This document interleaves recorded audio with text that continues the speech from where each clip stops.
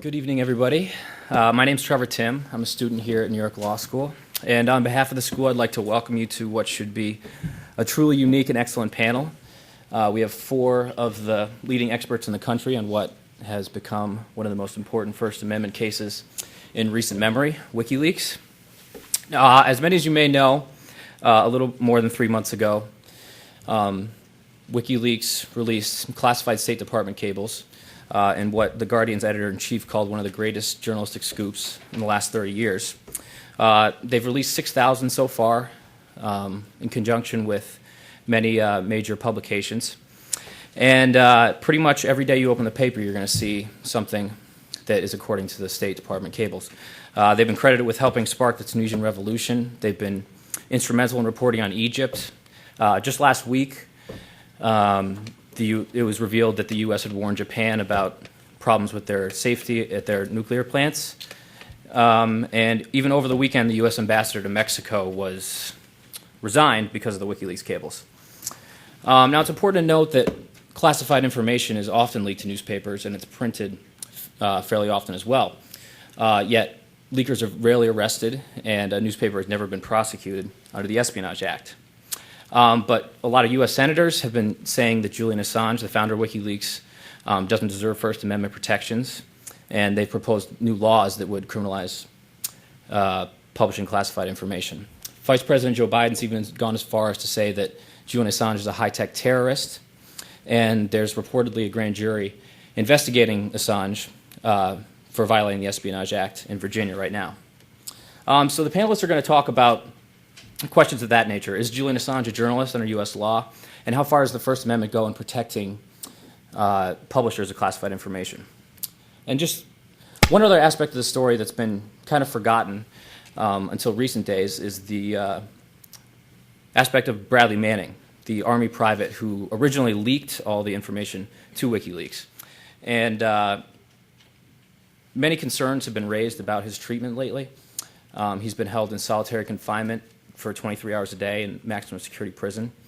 And the treatment's been so harsh, Yale Law School professor Jack Balkin said that if he was a prisoner of war, his treatment would violate the Geneva Conventions.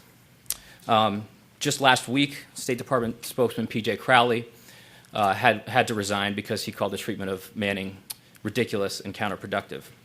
So we're also going to look at how he compares to another famous leaker, Daniel Ellsberg of the Pentagon Papers, and what the prosecution of Manning and others says about Obama's stance on whistleblowers, and what the Defense Department could do to prevent future leaks of this nature.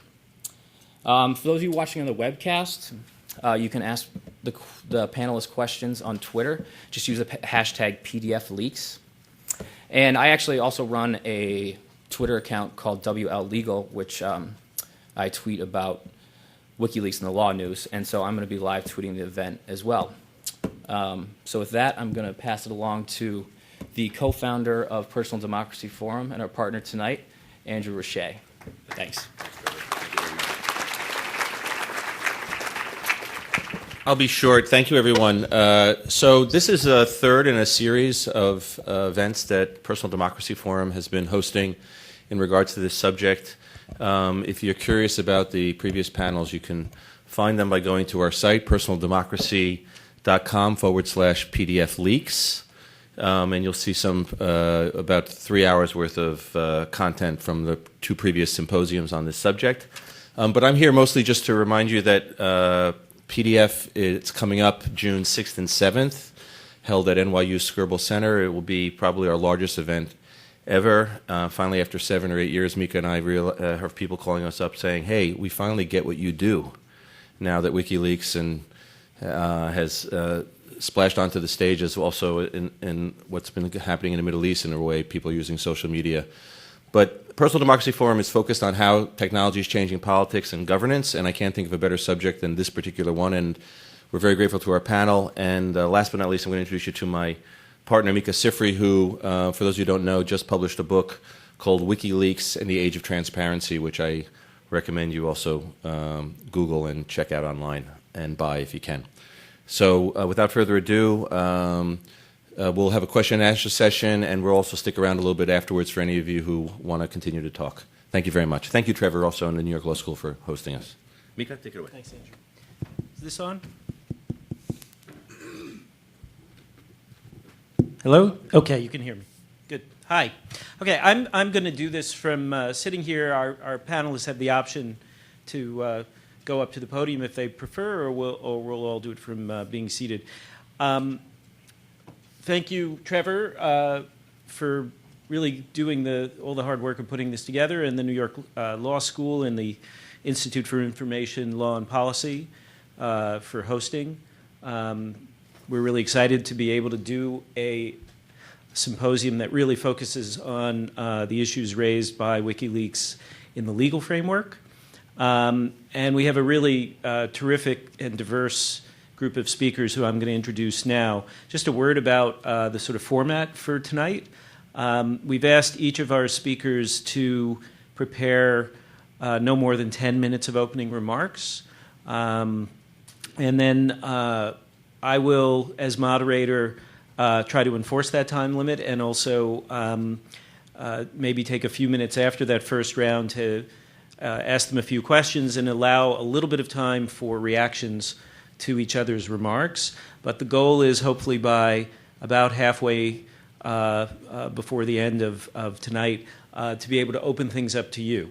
In addition to the Twitterverse, if you are following along online, you can tweet using the hashtag pdfleaks, and I'll be keeping an eye on interesting comments or questions that come in that way. One other little remark, one of our speakers, Professor Yochai Benkler, who I'm about to introduce, unfortunately has to leave a little bit early so that he can catch the last flight back to Boston and make sure his kids get tucked in. So we will give him a tiny bit of sort of early response time so that he can sort of sneak out at roughly 7:30 or so. Though if the conversation's really hot, maybe he'll stay for a few extra more. So without further ado, our panel, and I'm going to introduce them in the order that they're going to be speaking. To my immediate right, Yochai Benkler, who is the Berkman Professor of Entrepreneurial Legal Studies at Harvard and the faculty co-director of the Berkman Center for Internet and Society, which is an amazing sort of think tank, do tank up at Harvard, and who is also here for the work that he has done in, I think, advancing more than anybody our thinking about the networked public sphere and how this new environment of being connected, being networked, is changing media, politics, society. He's written a very interesting monograph about the WikiLeaks case, which I'm sure he will tell you more about. To his right, well, skipping one over since the next speaker after him will be James Goodale, so one over, who is the former general counsel of the New York Times, a leading First Amendment lawyer. He has represented the New York Times in every single New York Times case that has gone to the Supreme Court, including, most important for our purposes tonight, the Pentagon Papers case. Then after him, we will have Gabriel Schoenfeld, who is the author of a very timely and relevant book to this conversation, Necessary Secrets, National Security, the Media, and the Rule of Law. He's a senior fellow at the Hudson Institute and a resident scholar at the Witherspoon Institute in Princeton. His essays on national security and modern history have appeared in many leading publications, including the New York Times, the Wall Street Journal, Los Angeles Times, Washington Post. And from 1994 to 2008, he was senior editor at Commentary magazine. And batting cleanup, Professor Jeffrey Stone, who is Edward Levy Distinguished Service Professor at the University of Chicago Law School, and author of a number of books quite relevant to the subject. Best known, I suppose, Perilous Times, Free Speech in Wartime, from the Sedition Act of 1798 to the War on Terrorism, and more recently, Top Secret, When Our Government Keeps Us in the Dark, and War and Liberty, An American Dilemma. So welcome and thank you to all four of our panelists. I'm sure they're really going to illuminate us tonight, and I'm going to start by asking Yochai Benkler to lead us off. So thank you, Micha, for the introduction, and thank you both to you at PDF and to New York Law School for putting this together. I think it's an incredibly important moment, and coming from my own perspective, I think it brings to a head the question of what is the structure and what is the future structure of the networked fourth estate. Because if you think of what is most frightening about WikiLeaks and what has most caused the strongest response, it's the networked global organizational structure of the organization. The fact, particularly with regard to the embassy cables, but also with regard to the war logs, is that, particularly with regard to the embassy cables, WikiLeaks has released the same cables that traditional media have released in a process with these traditional media in the form redacted by these media. And yet systematically the public debate, the descriptions of the Obama administration's response to the traditional media has been a respectful understanding that it is the role of the media once it receives these cables to release them. And at the same time, the public response to WikiLeaks has been hyperventilating, largely. The effort at building a prosecution has only been focused on WikiLeaks, even though I think it's extremely difficult to distinguish between WikiLeaks and the Times and the Guardian in terms of the role they played in this story. And that, to me, is the critical thing to see with regard to the networked fourth estate, and this is the model for the future of what will be journalism once we move completely away from the mass media environment to this more complex environment. A couple of things just to note. It's important to recognize that much of what you hear about WikiLeaks is often exaggerated. So in response to the war logs, Admiral Mullen, Joint Chiefs, WikiLeaks will have blood on its hands. National Security Advisor James Jones could put the lives of Americans and our partners at risk, threaten our national security. But when Secretary Gates is asked for a formal assessment by the Senate Armed Services Committee, he writes a letter that says the review to date has not revealed any sensitive intelligence sources and methods compromised by the disclosure. With regard to the embassy cables, you already heard Trevor referring to the Vice President's more like a high-tech terrorist in the Pentagon Papers. Secretary Clinton calls it an attack on the international community. Pete King in the House wants to declare WikiLeaks a foreign terrorist organization. Again, in this, I have to say that I agree with Secretary Gates, who says the response was overwrought. And is this embarrassing? Yes. Is it awkward? Yes. Consequences for U.S. foreign policy? I think fairly modest. If you look at media reports, I did a study of all of the major paper news reports in the first 2 weeks after the release. Over 60% of them report falsely that WikiLeaks dumped 250,000 cables in the raw. Only about 20% said it was about 214 during that period, all of them in redacted form, all of them in coordination with traditional media.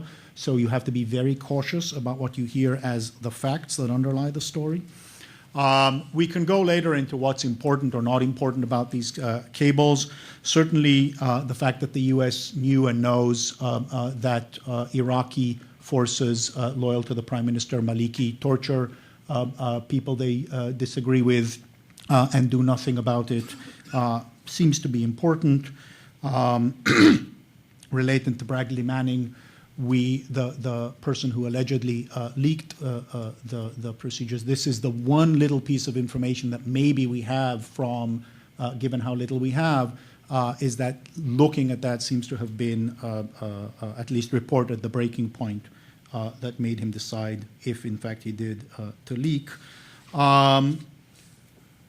With regard to the embassy cables, things like illegal spying on UN representatives here in New York seems to be a fairly important story, and there are lots of others.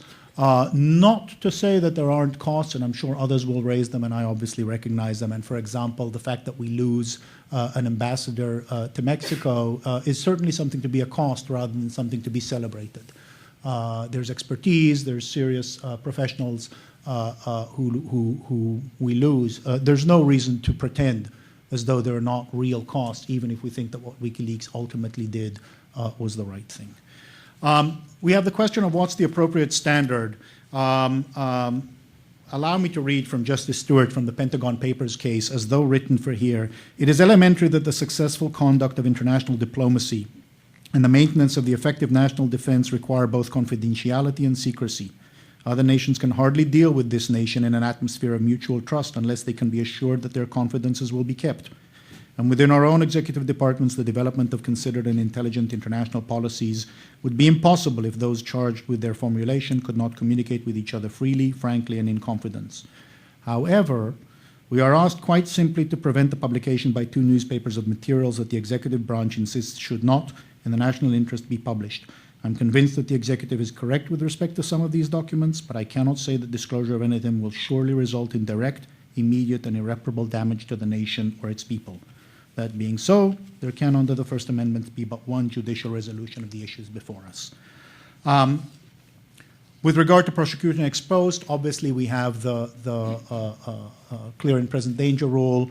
I certainly won't be the one on this panel to explain why the distinction between prior restraint and ex post prosecution may be less than it's made to be.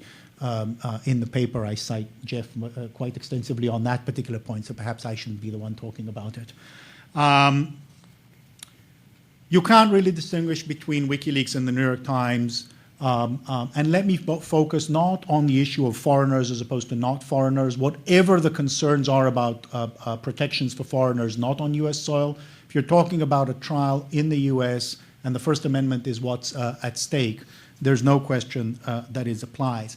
The critical thing is the intuition of just a guy in his pajamas. That's the problem. It's the fear that you have an organization that at one level you can't pick up the phone, bring them into the Oval Office and argue with them, hold it for a year. It's the fact that you have an organization that has now developed an approach that says, here, I'll give it to you, the Times, with exclusivity in the US, but I'll also give it to The Guardian, and I'll also give it to Der Spiegel, and I'll also give it to El País, and I'll also give it to Le Monde, so no one can restrain publication. And it's not someone I know. It's not someone with whom I have a long-term relationship. And that, I think, is what's triggering the attack, but that's also what's incredibly valuable about this networked form. The fact that it actually comes from everywhere and that we have a network that allows people to say, I've seen something, whether I'm with a camera on the streets of Tehran during the revolts, or whether I'm sitting here on this document of something that I think is unjustified. Building that system and understanding that in the future, that is going to be a central part of how we find out what the world is around us. If we develop a distinction that says, unless you are the New York Times or the Guardian, you are not a journalist, we have a real problem going forward, particularly as the traditional press has some hollowing out of its ability to do, particularly at the mid-level, its job, and we're seeing the development of the networked alternatives picking up the slack. One last point that I just want to put on the table so that we don't forget to talk about it. One of the most dangerous and pernicious responses to WikiLeaks was the denial of service attacks by various commercial providers in response to Senator Joe Lieberman's request that, or demand, that they not do business with these so-called high-tech terrorists. Right? When you have the DNS service provider say, when you put wikileaks.org in your URL, you're no longer going to get to WikiLeaks. When you have PayPal and Amazon and Visa and MasterCard say, when you want to donate to this organization because you politically disagree with the attacks on it, we're not going to process your payments. When you have Amazon cloud services storing the data saying, we will shut you down, every single one of these events, if the government had tried to achieve it with an injunction, it would have been subject to First Amendment review and it would have lost. You can't deny service, you can't create prior restraint, you can't force non-payment of a media organization in this form because of what it says. And yet, in this model with skittish commercial providers who provide critical infrastructures, that public pressure can lead to an extra-legal public-private partnership that tried, almost successfully, to shut the WikiLeaks cable down for a while. The resilience, the reason that we still have it, had to do with the resourcefulness and the resilience and the survivability of the network itself, not with anything that our legal system has protected for us as a stable platform for the networked fourth estate. And that's a challenge that I think we will have to respond to going forward. Great. Not only is he going to have to leave early, he didn't even use his full 10 minutes. Okay. Thank you. Thank you, Yochai. Our next speaker, James Goodale. I'm frequently asked, as I was counsel to the Times in the Pentagon Papers case, whether the WikiLeaks leak is the same as the Pentagon Papers. The short answer is yes, but a longer answer is no. I will deal with the latter first, although bottom line, I'm not sure what I'm about to say makes a hell of a lot of difference. The issue is whether this is journalism. I don't think that the leak by WikiLeaks is journalism, as I understand journalism, which consists of several functions. I've written law review articles about this in the past. I think there's some distinctions in the various categories, but I'm not sure they're that important. But what does the journalist do? He gathers news, he writes the news, someone else edits the news, and then someone publishes the news. Now, the first two functions are clearly journalistic functions. I think an editor may think he's a journalist, but journalists don't think he's a journalist. If you ever talk to a journalist, the number one enemy the journalist has is the editor, because he's changing everything the journalist has written. Publishing clearly is not journalism as such. So I think the reason there's been a adverse reaction to WikiLeaks is that there isn't much to say about the gathering function. WikiLeaks sits there in a worst case as a data dump, but it sits there in a passive, serving a passive function. Now, there are plenty of journalists who sit and work in passively, and that does not disqualify a journalist from being a journalist. But it doesn't get you excited about the activism of Assange with respect to gathering this story. Did Assange write anything here? I don't see that Assange wrote anything. Now, I'm sure I'm going to hear, so what, we don't write anymore, we communicate, but there is a question in my mind, what creative bit that Assange brought to these materials. Did he edit?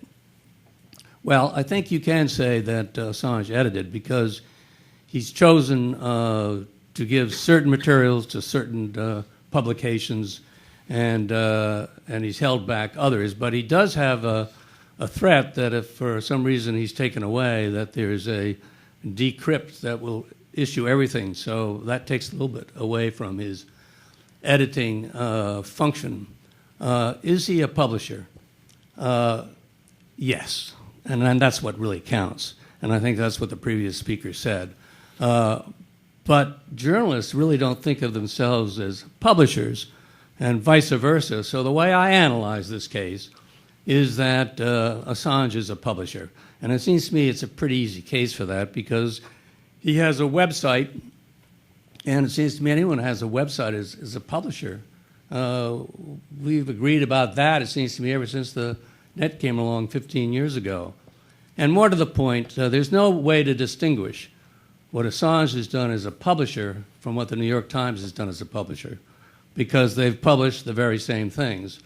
So to unwind it all, you have to say the New York Times is not a publisher, blah, blah, blah. It doesn't work. He's clearly a publisher. I don't think he's a journalist, but I don't think it makes much difference whether he is a journalist or not, because the publication analysis is the important one.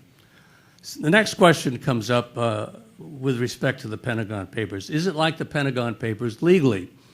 As was suggested, there is a difference between the Pentagon Papers and what may take place with respect to Assange. With respect to the Pentagon Papers, the case involved what is known as a prior restraint. It's merely a censorship order. The government went into court and asked the New York Times to stop publication. It wanted to censor it, and indeed did censor it for 17 days. With respect to the publication by WikiLeaks, we're dealing with post-publication or subsequent punishment, as lawyers use it. This is the punishment that could be applied to Assange if he were brought to this country and indicted. And it is quite true, there is a grand jury out there, and the government wants to find information to permit such an indictment. The question with respect to prior restraint and subsequent punishment is one that I've actually been thinking about for 40 years. Because 40 years ago, the government threatened to prosecute the New York Times and its reporter. And we had to worry a lot about what the law was. We knew what the law was after the Pentagon Papers case came down. You just heard it. It's a test that requires immediacy and danger to the nation. Does that test apply to post-publication? Now I'm going to have to credit Mr. Stone for my thinking on this because he wrote a piece in which he said it's quite clear to him that the First Amendment test that applies to post-publication is clear and present danger. So I will use that as my authority to say I don't think there is anything in the material we have thus seen that constituted clear and present danger. As the Secretary of Defense has said, it's not very material. Now, in terms of the particular law that applies here, the particular law that is theoretically applicable is called the Espionage Act. The Espionage Act was written to stop espionage. Professor Stone has written a tremendous book in some part about the history of the Espionage Act. When the Pentagon Papers case was tried, we looked at the history of that act. And it was quite clear to us and to the court, and the only court that's heard this question, which was the district court here in New York, that what Congress was trying to do was to stop espionage. It wasn't trying to stop publication. The word publication does not appear in the Espionage Act. And for that reason, in some part, the New York Times won its case before the district court. I think the analysis of the district court is absolutely perfect as far as I'm concerned. When you look at the dialogues that went on in Congress, it's quite clear that Congress did not mean to include publication, at least with respect to prior restraint, censorship. I think there's an open question with respect to legislative history as to subsequent punishment, but that act does not talk about publication.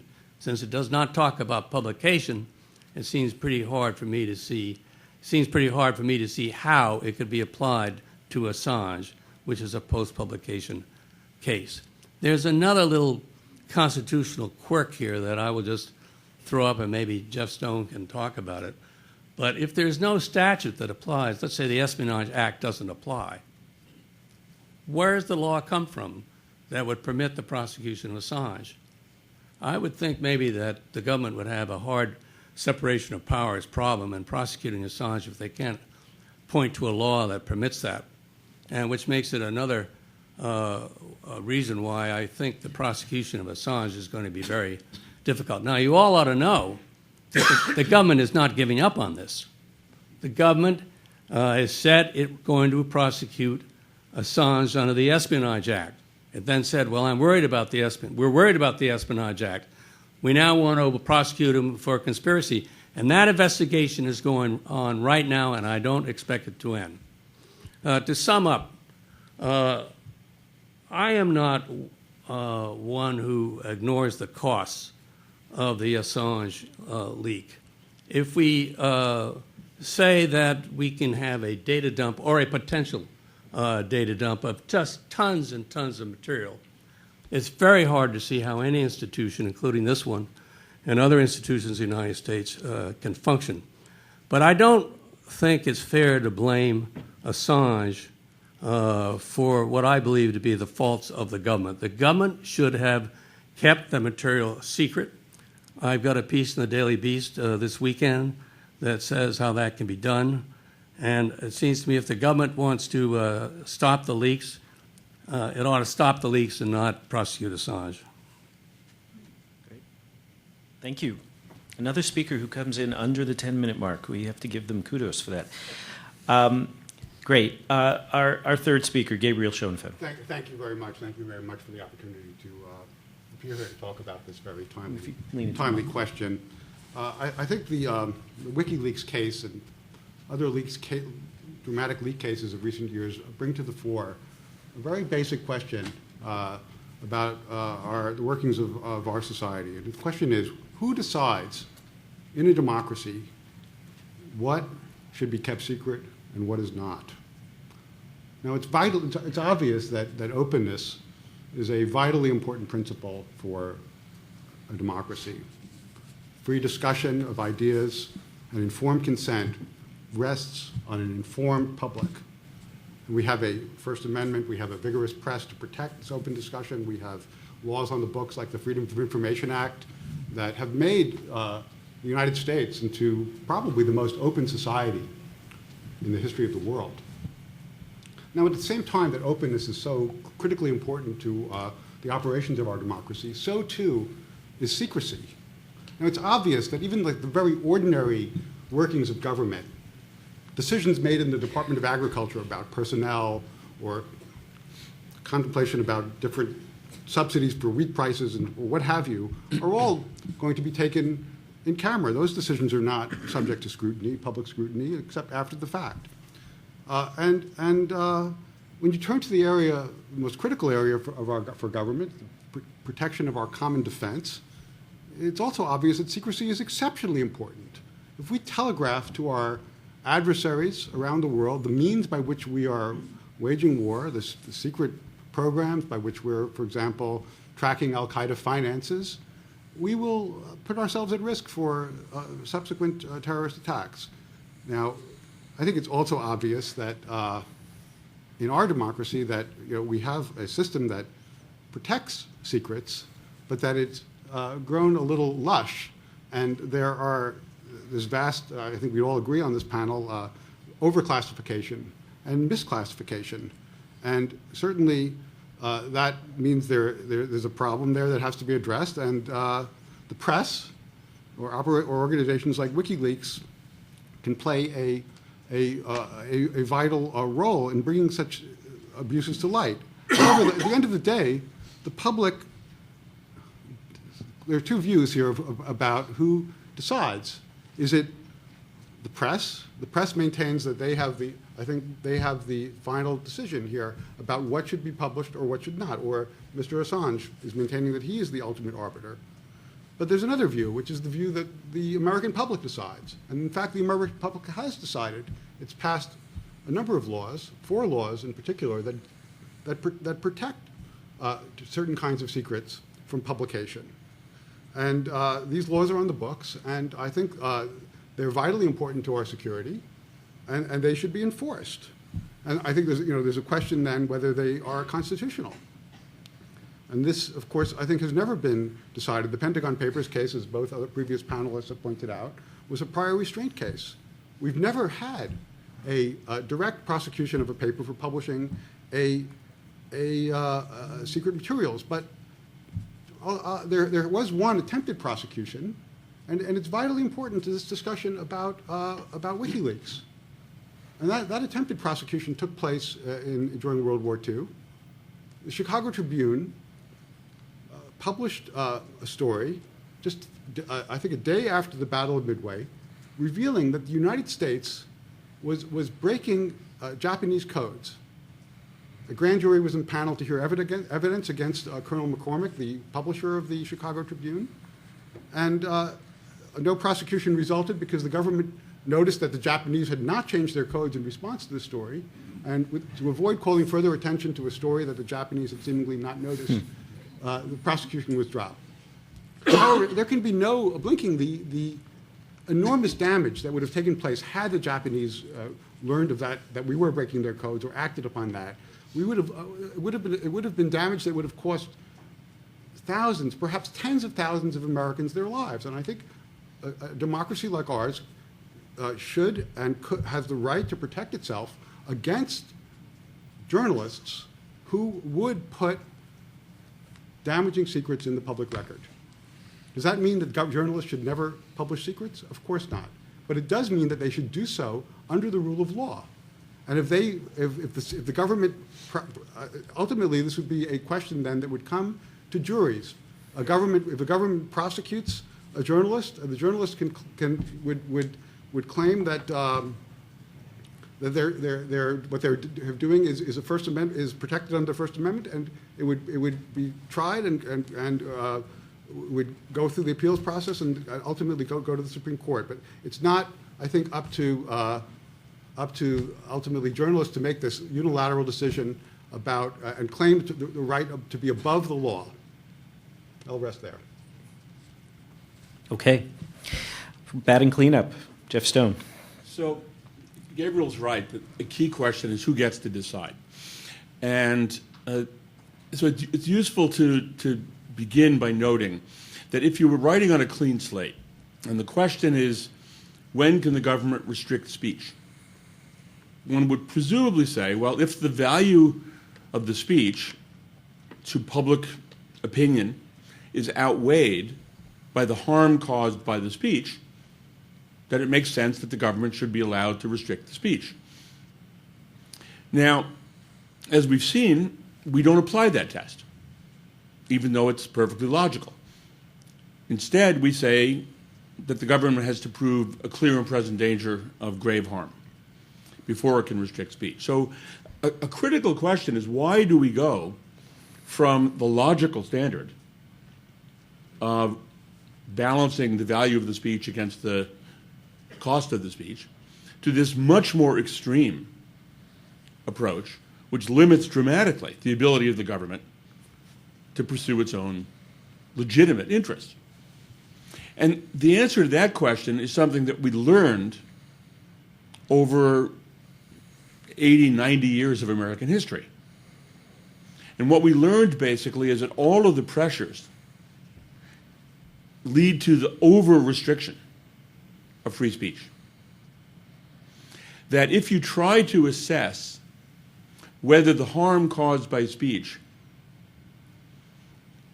outweighs the value of the speech, government officials, juries, and judges left to their own devices are likely dramatically to overvalue the harm and undervalue the importance of the expression. And the consequence then is that if you try to apply the, quote, right standard, is that you wind up vastly underprotecting free speech. And so the first thing then to understand is that we have an illogical rule, but it's a rule that makes perfect sense if you understand the dynamics by which a system of free expression has to operate. So that's the first point, is that it may be, indeed undoubtedly it is true, that the disclosures by WikiLeaks harmed the national interest in many ways, and that the value to the public of many of those disclosures was not very great. And so one could go through each element of what WikiLeaks disclosed and find elements in which one could reasonably conclude, with respect to the particular elements, that the harm outweighed the benefit. But that's precisely what we don't allow courts to do. Now, what's clear is that none of the information disclosed by WikiLeaks has thus far been demonstrated to have come close to satisfying the First Amendment standard of clear and present danger of grave harm. And therefore, unless there's something there that is completely unknown to the public, the government of the United States will not prosecute Assange. That's not going to happen. It's not going to happen. Now, however, there's a problem with this state of affairs. The problem with the state of affairs is that in order to provide for a robust system of free expression, we are sacrificing an awful lot of state interest, legitimate government interest. And so one of the problems there is that what the courts have recognized is that we're going to give this very dramatic protection to publishers, including Assange and WikiLeaks, then maybe the government should be able to protect the confidentiality of the information at its source. That is, the Bradley Mannings and Daniel Ellsbergs of the world, who are employees of the government, can be restricted in what they disclose. And indeed, the general rule with respect to those employees, partly because they sign contracts to this effect, partly because the government's interests are such that it does need, in fact, legitimately to keep things secret. So the consequence of that is the Bradley Mannings and Daniel Ellsbergs of the world can be criminally punished for disclosing information to the New York Times or to WikiLeaks. So there's an anomaly here. On the one hand, the New York Times or WikiLeaks or Julian Assange are protected for publishing the information if they can get it. But the individuals who leak it to them illegally can be punished for violating their responsibilities as public employees and leaking the information. Now, that's an illogical set of two rules. But it's a set of two rules that are each workable and that make sense when you put them together. So it's a little bit like the following. Suppose someone commits a burglary, and in the burglary they go into the home of a U.S. senator, break into his safe, and find information that suggests that the senator has engaged in corrupt practices. And the person who commits the burglary gives the information to the New York Times or to WikiLeaks or whatever, who publishes it. The burglar can be punished for burglary. No question about it. And the New York Times or WikiLeaks cannot be punished for disclosing the information.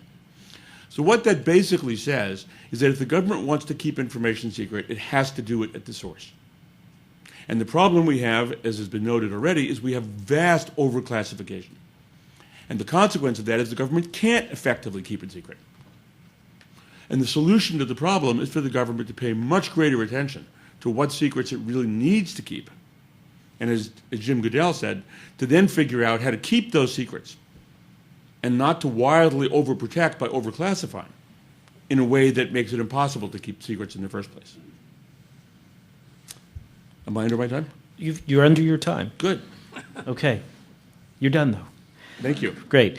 All right. First off, I'm going to just open it for a second and see, does anybody on the panel want to immediately respond to something that they've just heard? Sure. Okay, go ahead, Gabe. I'll jump in with Jack. So Just to go back to this case, you're saying essentially the public has no recourse when a newspaper or a WikiLeaks gains access to information that could cause great harm to the country. I'm saying unless they can prove that it poses a clear and present danger of grave harm, as might have been Well, the case in your Chicago Tribune okay. example, then yes, that's exactly right. And that's true for all First Amendment Okay, so problems. now- There's nothing unique about this. It's the same rule that applies for all First Amendment questions. Well, just when we read the Pentagon Papers decision, you had 5 of the 9 justices suggesting that if the case came to them after publication, not beforehand, and had been brought under the espionage statutes or Section 798, the communications statute, that they would have strongly considered upholding a conviction. They just said it wasn't before them, that's all.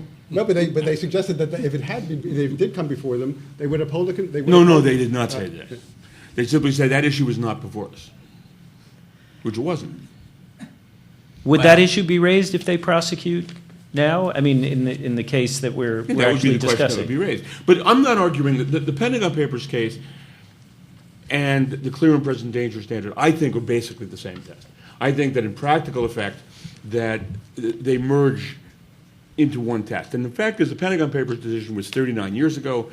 First Amendment doctrines evolved in the years since then. I don't have any doubt whatsoever that faced with this kind of a prosecution, the Supreme Court would apply a clear and present danger test that would be extremely demanding on the government, and nothing that Assange has published would come close. The Chicago Tribune example might be different. I agree with you there. Jeff and I have had some correspondence on this. I'm perfectly willing to accept his point of view, but I do wish to point out for the historical record that the Times did consider using the clear and present danger test and concluded that there wasn't enough immediacy in the test. It didn't say clear and immediate danger. I pointed that out to Jeff, as said, present means immediate. And I said, that's okay. The only problem I have a little bit with Jeff's argument that the two are the same is that there's this distinction we've been talking about, which law students should like, between prior restraint and subsequent punishment. It goes back to Blackstone. Now, is it just a difference or is it a distinction? If it's the latter, you would think that the test for prosecution might be a little less than it is for censorship. But I've always looked at clear and present danger as being less, so I'm happy with what Jeff said. I think it's important to recognize that the particular example that you give is one for which Churches was willing to let Coventry be bombed with 100,000 civilians so as not to reveal. If there's an example of ships and transports on the way... That has been completely and utterly debunked by R.V. Jones. Okay. So that example's off the table. Well, except that it's, at least at a cultural level, the sense that what we have as a plausible massive decision, given the stakes, we have the ships on the way doctrine. That's a particular context in which, to the extent that you're talking about very, very high conditions, I'm not sure that, and it's a context in which, as it turns out, the publication didn't cause it, and so the concern is exactly this notion of overstatement of the security concern. Well, sailing dates of ships from the near decision were something that the court would agree should not, even prior restraint is in order. But of course, that's a pre-war decision. Now, technology has advanced. We're in a different era. The 21st century equivalent of sailing dates and ships are the government counterterrorism programs that are operating in secret, like, for example, the joint CIA Treasury program that was tapping into the Belgian financial clearinghouse known as SWIFT and sucking up all these transactions and figuring out how Al-Qaeda was moving its money. The New York Times, in a story in June 2006, revealed this information to the world, revealed highly secret information. I think if that had come before the court, there'd be a very strong case that a clear and present danger to the United States had been posed, and a good case for prosecution of a mainstream media outlet for endangering the public. The reason for having such a extreme test, apart from what I said before about the difficulties of trusting government officials and juries and judges and so on in highly emotional circumstances, is there's a great need for clarity under the First Amendment. That, as you all know, there's a thing called chilling effect, and it clearly exists. Now, chilling effect can be good in the sense that it may be that we want people to be careful and cautious and not to make irresponsible decisions. But it's also the case that it's generally true that individuals will be chilled in the realm of free speech because what they gain from their own speech is relatively trivial relative to, say, a 20-year prison sentence. And therefore, if you know there is a risk that you will go to jail, most speakers, in most circumstances, will err on the side of being quiet. And therefore, very clean and clear rules are essential to promote the kind of robust system of free expression that the First Amendment premises. And that means taking risks. That means that there will be speech occasionally that causes harm and danger and bad things. No question about it. And that's the cost of living in a free society. And if we could make it perfect, we would, but we can't. And the rules that exist are designed to work in the real world in which we don't trust ourselves to regulate speech, and in which we know that we need clean, clear rules in order to enable people to speak freely without worrying constantly as to whether they might or might not get in trouble. So Gabriel's right. There will be circumstances where bad things will happen. And that's true with everything in the Constitution. Searches and seizures. The government can't undertake searches without probable cause to believe that there's a crime that's been committed. That means sometimes they can't search people and crimes will be committed or people will get away with crimes. That's just the price of freedom. Well, but Jeffrey, we have laws on the books. Perhaps you don't agree with the laws are unconstitutional. Let's have a test. You can't. I have no problem with having a test. Okay, good. Then that means having a prosecution. But the executive won't bother because they understand that it would be unconstitutional. And so there's no point in having a test when you know you're going to lose. But isn't That's why they will not prosecute Assange. First of all, the government already has prosecuted in the APAC case. It went forward in a prosecution that would have eliminated all of these issues. I think it was a misguided case and a very weak case, but I don't think that. And it was the Bush administration. And I think the WikiLeaks case is a much stronger case. There are good practical reasons for not proceeding against WikiLeaks and prudential reasons, but I think as a matter of law, it's a much stronger case than the APAC case. There's no evidence that comes close to showing a clear and present danger of grave harm. Well, I'm not if there sure. was, I'd be on your side. But that standard has not been established as a matter of law either. I think it has. okay? I don't think there's any question about that. Okay. Well, we may not be able to actually settle that disagreement Sure here. we can.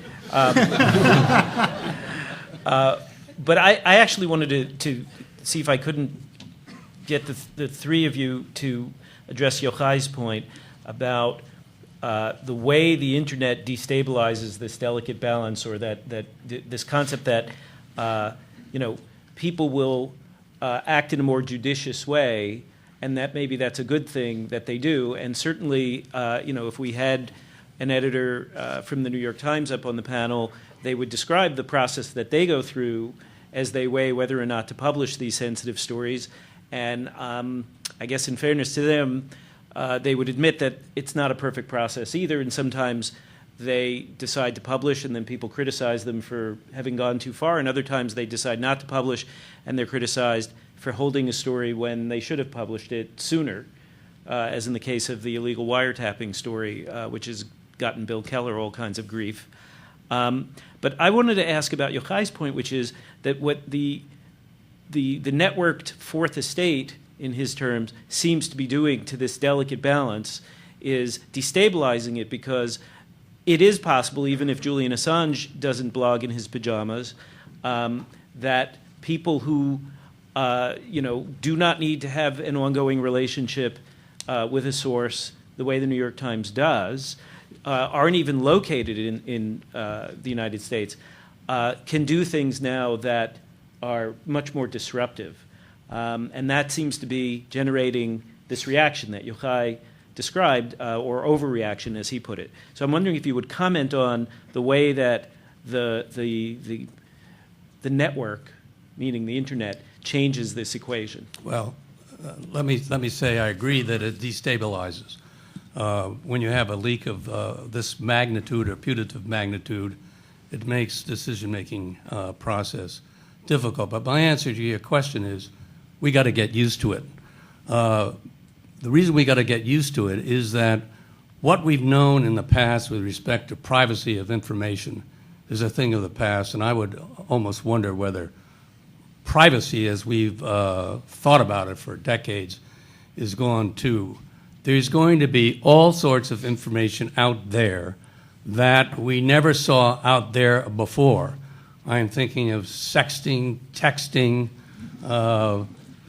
whatever. You can see whatever you want on the net. And I think that those who are communicating in this new environment have to recognize that what they are saying is going to get out, and they're going to have to change how they say it. I think some of the language in the cables is absolutely ridiculous. I can't imagine any of those cables, when they were cables, written that way. These aren't cables. This is internet communication.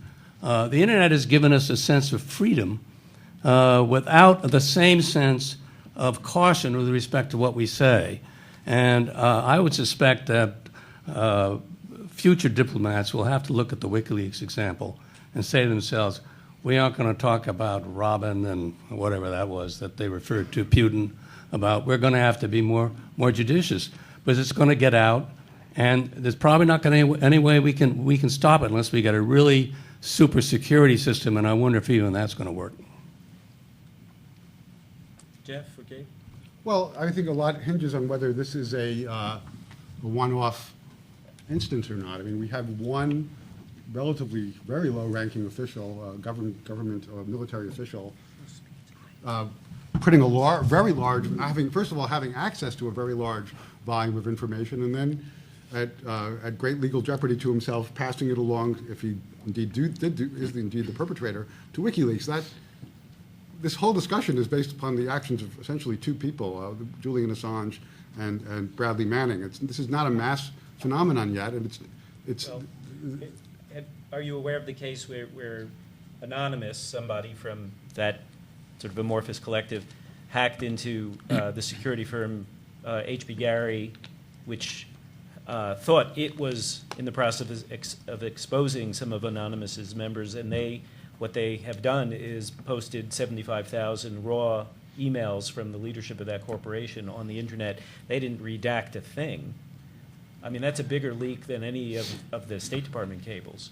Right. So, I mean, look, it's perfectly conceivable that there'll be more of this kind of thing as we move forward, but it's also quite possible that the government, which after 9/11 relaxed its hold on information so that it could be better shared within the government among bureaucracies so that we would have better counterterrorism efforts, is now going to have much tighter compartmentization. It doesn't make much sense that a private first class based in Iraq has access to diplomatic cables concerning Zimbabwe, which he did and turned over to. So, you know, it really hinges on how the government reacts. I think it does highlight the very important, the fact that the government will now undoubtedly move much more intensively against leakers and crack down on leaking, which is what the Obama administration has in fact been doing in a way without precedent in our history.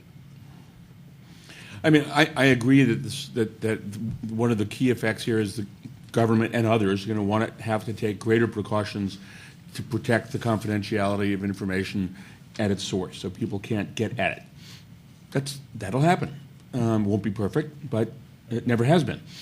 But in terms of the larger issue of the net and so on, I mean, my sense is that the basic presumption of the First Amendment is that speech is more good than bad. And if there's greater opportunities for speech to be and information to be conveyed, then the presumption is that that's generally a good thing, not a bad thing. Mm-hmm. And therefore, it'd be nice if you could fine-tune it a bit. But basically, the more information that gets out about what's going on inside the government, the better off we are. Government transparency is a good thing. Government doesn't like transparency. Nobody in power likes transparency. They all want to keep things secret. They'll come up with all sorts of cockamamie justifications for why they need to keep things secret, some of which are self-protective, some of which they just don't want to be bothered. But fundamentally, accountability is what democracy is about, and the only way you get accountability is by having these sorts of materials made public. And the government won't do it voluntarily. Couple of things on a couple of these points. First of all, interesting to note the difference between the use of the term privacy and the use of the term transparency. And I think it's very important to separate those two. And the basis is who has power and who is being observed. When we talk about privacy, we usually talk about individuals. We talk about individuals whose private information could be used by others who have more power than them to make their life miserable. When we talk about transparency, we talk about those with relatively little power gazing at those with more power and trying to probe and say, what you're doing is abusive. In the name of, so back to Jeff's point about more information is good, in the context of a particular power relationship where you see government, it's not we decide, it's a government that decides. And there are different contexts in which it's trivial to say you can't trust a government official. And there are other, in contemporary American political lingo, I mean. And there are certain contexts where suddenly we trust everything, like national security. And somewhere in between, it depends on who the speaker is. But transparency and its decline is very different from privacy and its decline from the perspective of the moral framework we need and the normative and political framework we need to take. That's one.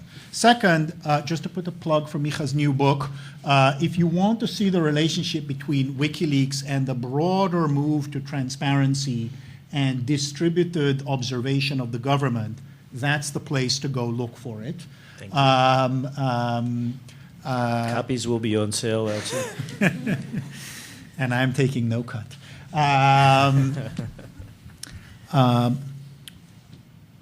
But I think one more thing, which is the question of the extent to which this is a one-off event as opposed to something systematic. I think it's important to look at the 90 years not only of First Amendment history, but also the professional and industrial structure of the media. So about 100 years ago, Teddy Roosevelt started out with both idealizing and criticizing the muckraker. That's where the term muckraker come from the early work of Upton Sinclair, the expose on meat. That's the beginning. And then you have a period of almost half a century of the development of the idea of the responsible press with the Committee on the Responsible Press in the late 40s, identifying essentially a combination of, on one hand, an industrial structure that creates very few funnels that can actually reach the public at large. These funnels largely seen as independent because commercial and relatively large and industrialized, but at the same time imposing on themselves a certain set of professional norms. What you see from the 80s on is an industrial decline of that particular model of doing business, a decade before the internet, for a variety of reasons having to do with cable and radio and magazine advertising. And then you see the net coming in as a new alternative model that combines commercial and non-commercial, professional and amateur, individual, academic, commercial, and all of these people, some of whom have the same organizational structure and the same journalistic and professionalist framework, and some of whom don't. That something from this mix will come and replace fundamentally what we came to rely on in the mid-20th century is undoubtedly true. You already see it when you try to understand how we could or couldn't have gotten information from Tiananmen Square and compare that to how we got information from Tahrir. There's absolutely no question that we're in a completely different media environment, and it's the same media environment that's causing the fact that any private anywhere is 2 steps away from being able to create an international collaboration between the top professional newspapers in 5 different countries to release them. That's not going away. That's just going to become more sophisticated. And then that means we have to deal with the threat. And the last point is the point about preventing the leaks. Preventing the leaks is important. Not overclassifying is important. But it's important to recognize that if the way in which preventing whistleblowing is by scaring the living daylights out of whistleblowers through pre-trial abuse of the alleged whistleblower, we're in a very bad world, one that, from the Fifth Amendment perspective, not the First Amendment perspective, we should worry about. Well, I'd like to take a shot at, what do I call this, the pro-internet view of the media world. The important word in your statement about the change of the press, can I call it that, is the word rely.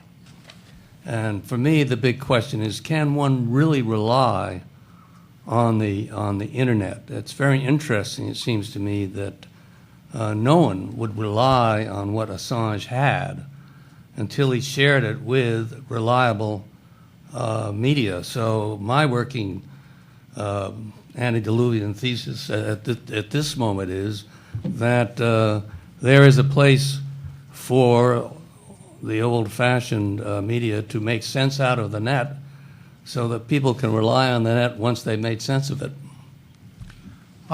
So there are 2 distinct questions. One is, what are our cultural habits? What are we willing to rely on? And the other, what is factually reliable? Those are 2 quite distinct. I completely agree with you that culturally we tend to rely on organizations with names that have been around for a while and with certain processes. One of the things that I tried to do in this new article is actually look at what happened in this particular case. And I think that what you find is that there are reliable and unreliable statements on both sides of the traditional and networked forums, and there are professional and unprofessional and responsible and irresponsible things on both sides of the divide in this particular case. I believe it is the case that WikiLeaks has been functioning since 2006 and has yet to have been found in a single error. That's not bad. It covers information ranging from Kenya to Switzerland and Swiss banking, from the US to the UK, from things that get people on the right angry to things that get people on the left angry.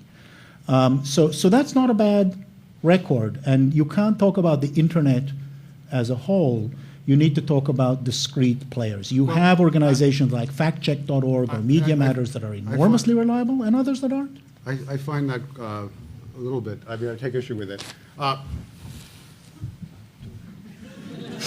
Julian Assange's right-hand man, Domscheit Berg, just wrote a memoir describing the history of his collaboration with Julian Assange. And he shows that throughout they were lying to the press about their whole operation. They lied about the number of volunteers that were working for them. They lied about the number of employees. They lied about their processes. I think that to take them as a trustworthy source is their own internal staff pulls that into question. And then, what is the definition of an error? In the Iraq tape, the videotape, it was heavily. They released two versions. As you know, one of them was heavily redacted in a very tendentious way. Is that an error? So that's actually really interesting. I just spent a chunk of hours doing a side-by-side, second-by-second comparison of the two videos. As it turns out, that's what's called video journalism and editing largely. So there's one, so just a little bit of background, I'm sorry, this is inside of the inside baseball. Last spring, WikiLeaks released the first of the materials allegedly provided by Bradley Manning, which was a video that they entitled Collateral Murder that comes from the gun camera of a helicopter gunship in Iraq. Fact one, no one has claimed that that video itself in the raw is not authentic. It is authentic. Second, WikiLeaks published two versions at the same time. One, the full raw for anyone to read, 38 minutes. The other, an edited 17-minute version. The edited 17-minute version largely cut out pieces where the helicopter is going around and around and what you see is buildings. The critical disagreement that was primarily pushed on by Fox News was the idea that, so the background is this is a context in which two Reuters reporters, or rather a Reuters photographer and his assistant driver, together with a group of combatants, well, at least two of them, we see AK-47s in the video, in both versions, are shot by the helicopter. In both the edited and the non-edited version, it's quite clear that you can see the two reporters walking with their cameras. In both the edited and the non-edited version, you see the camera focus in, and you hear the pilot saying, I see people with AK-47s, I see someone with an RPG pointing at you. Looking closely, knowing that there's a camera there. Admittedly, from the air, in context, it's hard to judge the pilot for not having seen it for a camera, but on balance, it's more likely to be a zoom lens of the camera than the RPG. The RPG, if it was an RPG as opposed to an AK-47, what looks like an RPG was probably a few steps behind, but it was close. Exists both on the edited and the unedited version.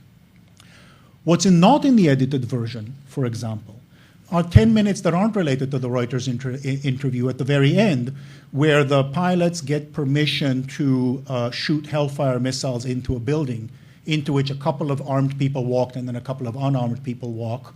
And they're coming into the shot, and as they're coming in, a person walks by on the sidewalk, and they shoot the building, and the building falls on the person. That was not in the edited version, although that would have been quite tendentious to put in there. So I'd be cautious with regard to what counts as editing and not editing, and what you hear from traditional media like Fox News about what was or wasn't in the video. That one, I'd say, very careful. That was a pretty decent instance. There are a couple of places. There's a place where one of the soldiers on the ground says he thinks there might be an RPG bomb underneath one of the bodies. But in the edited volume, there isn't a context where one of the pilots is told by the ground crew that there are two injured children. And he says, damn, oh well. But the edited volume and the other one, the edited version and the other one also say, well, it's their own damn fault for bringing children to a war zone. Okay, I'm going to make a suggestion, which is we actually try and pull the lens back a little bit from the details of Julian Assange and WikiLeaks practice alone. I also am going to invite the audience, since we're just past the halfway point, we have 3 mics. So if you would go, if you have a question, start lining up the mics, and I will do my best to involve people. Take a moment so that gather your thoughts if you want to ask a question. I'm just thinking about the one thing that we haven't covered, but I want to make sure we do. To go back to the issue of the First Amendment and the law, there have been some proposals to change the law, Joe Lieberman, for example, others, to make a more explicit provision about criminalizing the publication of classified information. And I would appreciate, since we have really such an expert panel, if any of you want to comment on the prospects for those ideas and what you think of their merit. And Jeff, I'm looking at you. Since Well, the SHIELD Act, which has been proposed in Congress, SHIELD is an acronym for a bunch of silly words. It basically purports to make it a crime for anyone to disseminate information, classified information, relating to intelligence operations of the United States that would prejudice the national security. It would be patently unconstitutional. Prejudicing the national security is not a First Amendment standard. It doesn't come close to meeting the demands of the First Amendment. Gabriel and I actually testified before a House committee on this act, and I think it was pretty clear that even the members of the committee seemed skeptical about the constitutionality of the bill, at least as it had been drafted. Is there anything about the Supreme Court as it's currently constituted that gives you confidence that they would strike such a thing down, or is there any reason you would worry? They would strike that down. They would strike If that were enacted, they would strike that down. I think even advocates of more stringent security like myself, I mean, I agree fully with Jeff that that proposal and a number of other proposals now floating before Congress seem way overbroad in the way they're and tackling it's the obviously your position that the law is already sufficient Well, to I allow think that's for right, prosecution. and I'm reluctant to tinker with something, make it even stricter when the existing laws cover what I would cover, but are not being enforced. Okay. I wonder if I just point out one thing that I always get a surprised look at my class when I say it, and that is the United States does not have an Official Secrets Act. Well, what's an Official Secrets Act? An Official Secrets Act in England is anything that's marked classified becomes criminal to publish it, and the law is strictly enforced. And we don't have a law like that. Why don't we have a law like that? Because the First Amendment wouldn't permit it. And one last very quick one. To go back to a point that Yochai made earlier, given that the whiff of a threat was enough to get platform providers like Amazon, PayPal, and so on to discontinue their services to a publisher, do you think that we need to do anything to strengthen the underpinnings of this network public sphere legally? Or is there anything, can you imagine anything that could be done? Or is that just, this is part of this sort of fragile thing that we have, that the solution would be worse than what we have now? Well, that's a hugely complicated problem. Basically, it would be telling private entities that they don't have a constitutional right to decide not to deal with someone who they don't want to deal with. And when they don't want to deal with them because they think they've done criminal acts. Right, but if they're utilities, I mean, a telephone service provider, as far as I understand, can't prevent someone from making, you start talking about something on your phone and they cut you off because you've mentioned a forbidden subject, or prevent you from buying their service, right? I mean, yeah, telephone utilities and the like are somewhat unique, but that doesn't cover the vast majority of the types of entities we're talking about here. Well, I'm thinking of Amazon in this case. Well, Amazon's not a utility. Well, you could change. Change the definition of utility. Well, it's complicated. Some form. So the concern is some form of common carriage. When you've got something that's so foundational to the discourse, can you find some form of common carriage? In this case, it's not Amazon the bookseller; it's Amazon the storage provider. Mm-hmm. So if it becomes essentially you're back to situations like malls and prune yards when you have private spaces that, for all practical purposes, are the only public space. You get into that tension. And so you have a situation where you don't have a constitutional requirement for it, but at the same time, there's certainly room in state law to do it. The question is whether standard contracts law can prevent unreasonable termination of service, under what conditions. I agree that it's complicated, but I think that's the direction, whether it's torts of interference. So you can do it in the same way you do with racial discrimination. I mean, basically, you could have federal legislation that provides that businesses of any sort may not discriminate against individuals or organizations on the basis of their exercise of speech, in the same way they can't discriminate on the basis of race. I mean, it's a bit of a blunderbuss, but you could do it. You could do that. Ooh, I would like that. Okay, let's go to the audience for some questions. If you would just identify yourself and try and keep your question short, please, and no Okay. just speeches. A Can question. everybody hear? Yeah. Yes, go ahead. Okay. My name is Sarah Marcus. I'm usually on Twitter, so Marcus. At any rate, I have a couple of points that I would like to present to the panel to think in regards to WikiLeaks issue. If you can phrase it as a question, I would appreciate that. Okay. First of all, I think the most important thing is to defend the First Amendment, freedom of speech, freedom of press. And my claim is that WikiLeaks is a McCarthy-style witch hunt. It's getting to that point. I'd like to bring also attention to the execution of Ethel Rosenberg in order to force her husband to disclose Tesla technology for the shadow government. I will also mention that Rosa Parks broke laws, racial laws. I will also remind everybody that Bradley Manning dumped info close to 2 years after Obama's promise to bring American troops home and, quote, take that to the bank, end quote. So my question is, when we take those points into consideration, this is why the government is witch hunting on WikiLeaks and Assange and taking all these efforts against Bradley Manning. In my opinion, they are very brave men that are putting themselves ahead of themselves. They're putting it out there to protect everybody. Thank you. Thank you. Anyone want to comment? Okay, next question, if you would.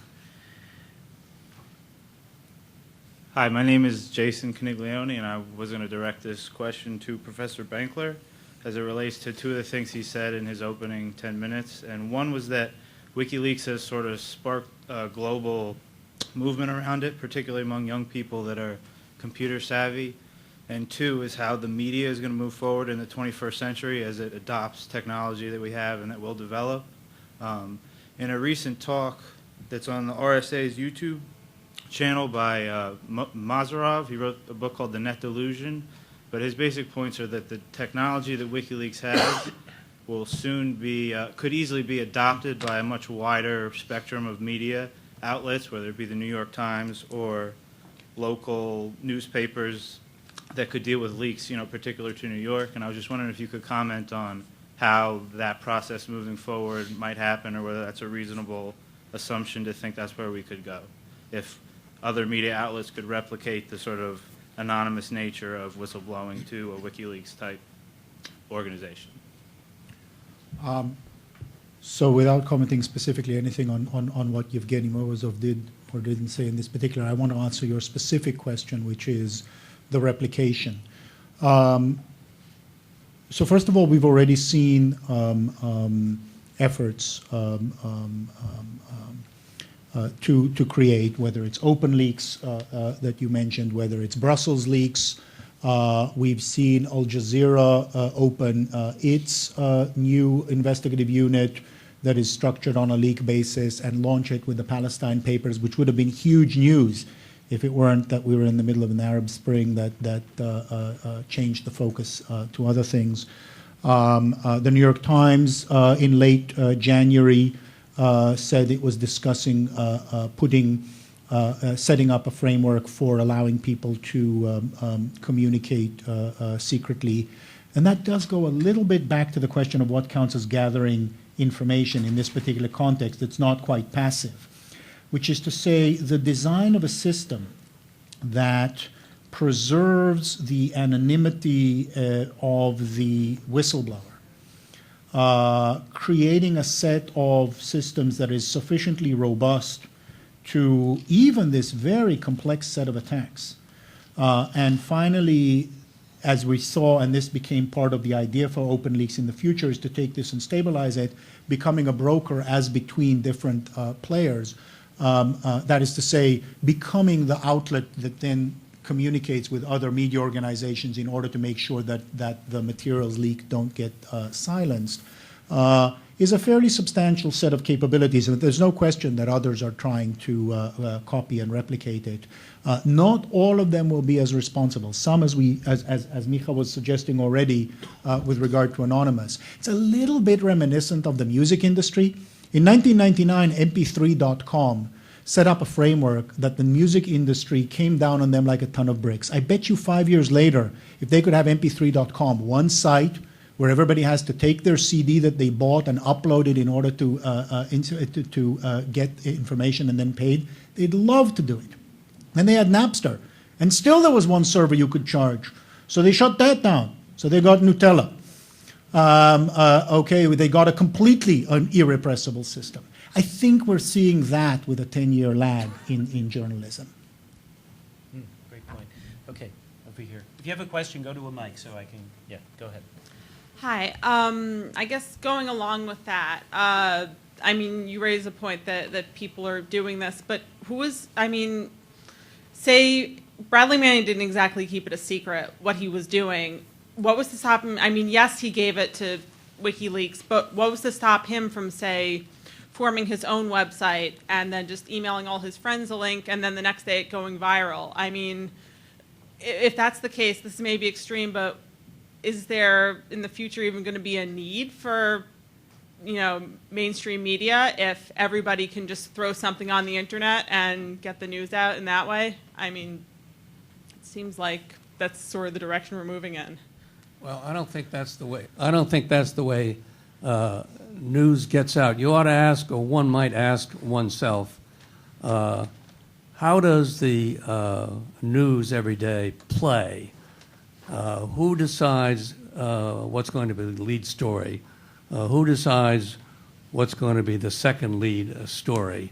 It seems to me there's always going to be a middleman in there exercising some judgment. I think probably television has as much influence with respect to deciding what's part of our news cycle today than any other media. But it seems to me there's got to be someone. Now maybe that someone's going to be another website, but there's going to be always some middleman that is helping to assist the public to understand what important stories are and what they're not. And I foresee for the reasonable future that so-called old media will have that role to play, assuming it can financially make it to do it.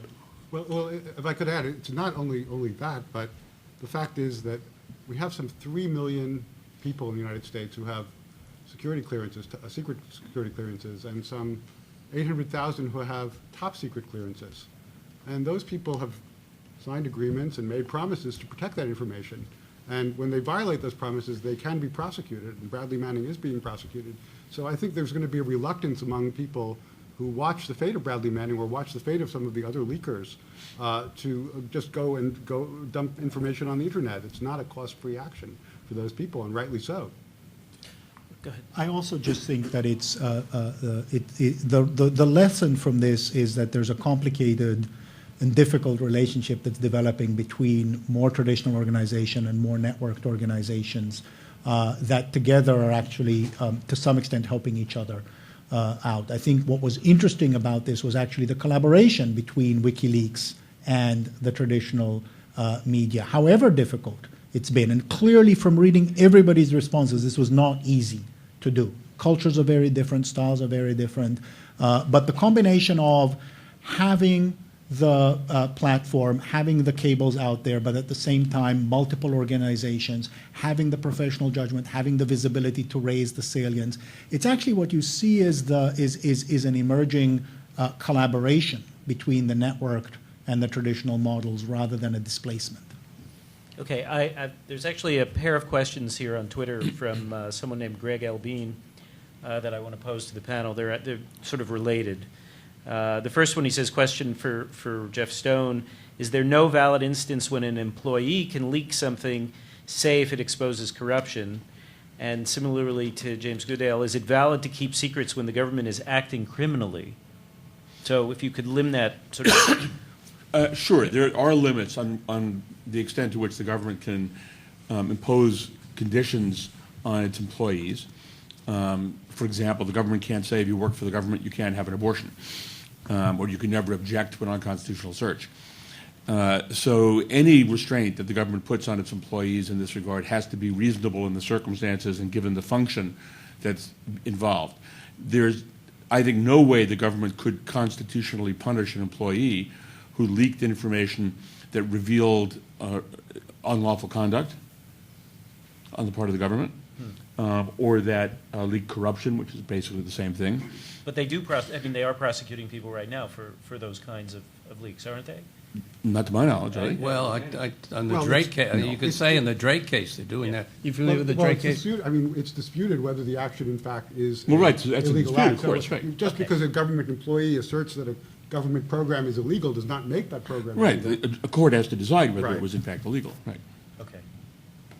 And the other Well, question... so- Here's a simple example. Let's suppose that someone publishes the fact that a group of American soldiers in Afghanistan have massacred 20 Taliban prisoners. And the Times gets this information. And the Times is told by the government, if you reveal this information, we know the Taliban will go out and execute 20 Afghanis who are sympathetic to us. Absolute certainty. And the Times publishes the information. I believe the Times would be perfectly within its rights to do that, even though the consequences would be severe and clear and present. But I think that in a situation like that, because the matter is illegal and because it's critically important for the public to know that information, that the government cannot force it to be kept secret. Okay. Yeah, go ahead. Just tell us who you are. Thanks. Gideon Litchfield from The Economist. So in Britain, we obviously do have much less freedom of speech than in America, in the sense that, as James Goodale pointed out, the Official Secrets Act applies to the press too. We also have very aggressive libel laws. And nonetheless, British democracy is not in obvious imminent danger of imploding in a black hole of secrecy. So the question is, and it's mainly a question for Jeffrey Stone, but it's really for all the panelists, we're clearly aware that we're in a different age where technology and the new relationships between sources of information and power require a completely different approach to how we decide what is secret. You don't seem to be able to propose a new idea or a new method for how to decide what is secret. You're saying basically that this combination of the extreme openness of the clear and present danger requirement, coupled with the government's right to prosecute viciously anybody who who reveals its secrets, is somehow going to achieve the right balance. Isn't there a better system for determining the extent to which public oversight can decide what should be secret and what shouldn't be? You've said that every attempt to allow oversight by judges, legislators and so on, has resulted in too much secrecy, but isn't there something better than this current rather What makes you think tense British balance? democracy is in good shape? What I'm saying is, How would you know? You don't know anything. It's all secret. Well, that's an exaggeration. But it's clearly, I think that you can clearly make an argument for both kinds. That these are very different kinds of democracies. Yes. And they both have their flaws. We but have they democracy and you have a monarchy. Would you like to? No, but I don't want to. I'm kidding. No, I don't think that any of this is any particular formulation of this is either written in stone or is necessarily right for all societies. I think that this is the product of our own history, our own legal system, or the lessons we've learned from our history. And whether the United States had an Official Secrets Act or not, whether our democracy would be as strong and robust, I don't know the answer to that question. But I think that we have no particular need to experiment with it. I think the bottom line is it's worked pretty well for us. But it's not working there now. aren't disasters. Here's the reality. You don't want to make laws for the hypothetical that virtually never happens. And that's what this is all about. What this is basically all about, we've lived 220 years of American history, and it's never really happened that we've had the disaster that everybody worries about. So you know what? We don't need to change our laws. It works pretty well. But you don't think the situation now requires some new thinking? Not unless I see something Wait, happen that actually Gideon, demonstrates. what situation? What situation? The situation being twofold. Technology enables enormous amounts of information to be leaked very easily. Second, the press has traditionally been, to some extent, part of the institutions. It's seen itself in part as the mediator between power and the people. Therefore, it has a certain notion of responsibility. Somebody like WikiLeaks is outside of that system, does not see itself in the same relationship, and therefore takes a different approach about what information should or should not be made public. So I'm saying that this creates a different dynamic, and it at least begs the question, do we need new you're thinking? assuming leaks are bad. I'm not saying I don't leaks think are- they're bad. They can be bad. Maybe once in 200 years there'll be a really bad one. But so far there hasn't been in the United States. The closest was the situation that with the McCormick Tribune the situation. That's once in 200 years. I mean, the truth is, if that happens, we can reconsider. Well, we want to add, we do have the laws on the books, and we haven't had the test case, but we don't really have to change our structure to adapt to these new circumstances, if they are new circumstances. And I disagree with Jeff. I think that they are. I think we are in a new era where the press is being much more aggressive. And I would just note that one very important point of comparison with the Pentagon Papers case is that not one of those documents, those thousands of pages that Daniel Ellsberg gave to the Times, was less than 3 years old.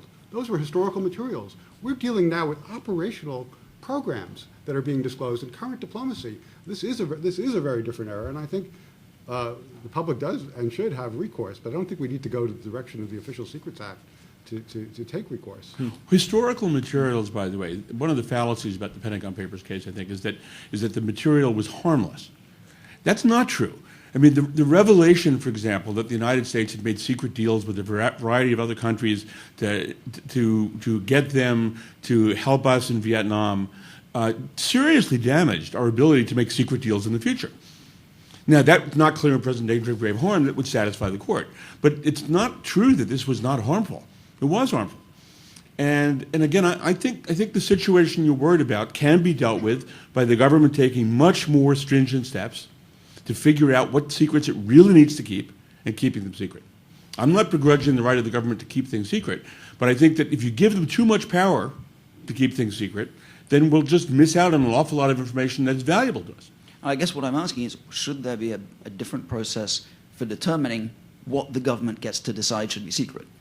The government can get to decide what can be secret, as far as I'm concerned, pretty much completely, unless it's illegal, hiding illegal activity. The problem is it can't keep all those secrets. And so what it has to do is make a judgment.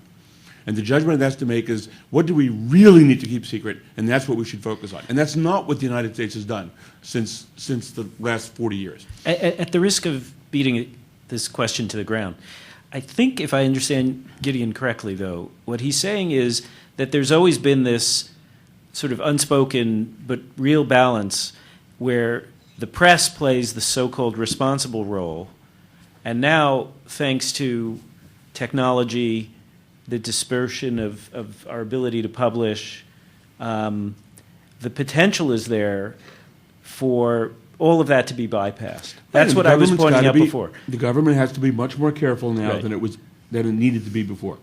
I agree with that. But whether there's any reason to believe the government can't do that effectively, I have no reason to believe that. Right. All right. Okay. Well, let's move on. We have other questions. Go. Thank you. I'm just wondering, actually, given the location here, how many folks here are lawyers or are future lawyers of America? If you could raise your hand. Just want to get a sense.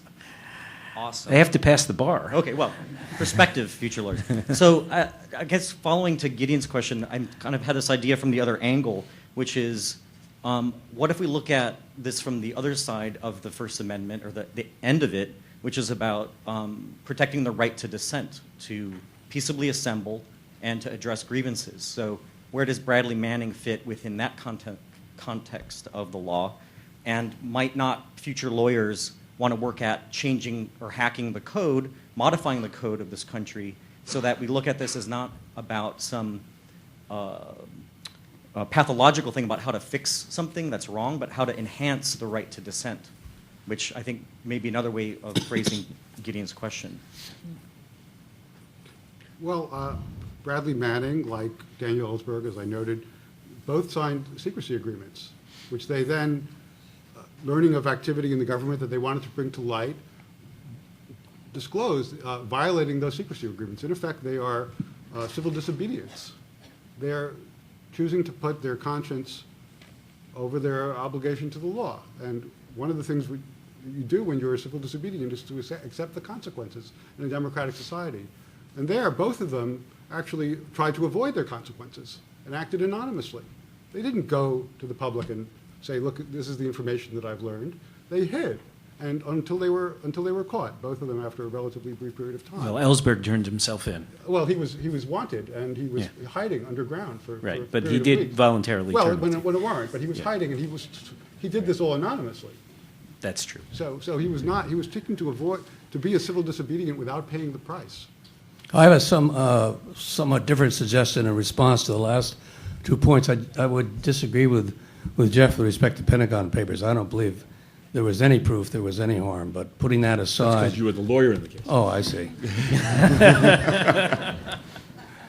My idea of dealing with the secrets and what is secret and what is not secret and what to do about it would be that I would treat it the way private employers deal with secrets. You know, the government isn't the only entity that has secrets.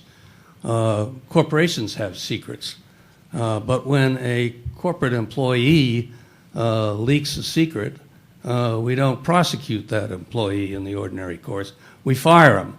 So the way I look at overclassification of secrets with 3 million people who have access to them, which is an absolute ridiculous number, is that the way the system ought to work is that you terminate the employment of those who leak, even if they're in the service of the United States, unless that secret constitutes a clear and present danger. Then you prosecute them. Okay. Yeah, go ahead.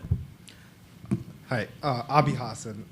So I just saw Daniel Ellsberg speak yesterday, actually, and the main point at the Bradley Manning Quantico protest, and the main point that he brought up was that he said that he knew about what he leaked, the Pentagon Papers, in 1965, and his only regret is that he had not leaked it then because he could have prevented much more harm. I guess I would say that we're asking this question of, you know, the situation hasn't arisen where there's been a leak that has caused massive damage in terms of government action, but we've seen multiple instances of massive government action that has caused massive harm. Had someone leaked it, you know, for example, the Iraq War is a prime example of the media establishment being played by the government. So I'd like to hear, you know, people's perspective on what we can do to actually strengthen the exposure of wrongdoing, because we've seen multiple examples of pure criminality, from Iran-Contra to, I don't need to name them all. Well, I go on. No, you Well, I don't agree with some of your examples, but I do think there are ways to strengthen what we do to protect openness in our society, which I believe is obviously extremely valuable. We could have better, tougher laws that protect whistleblowers, legitimate whistleblowers, strengthen their protections. We could have better congressional oversight over our intelligence agencies and our government as a whole, so that rogue programs are caught early.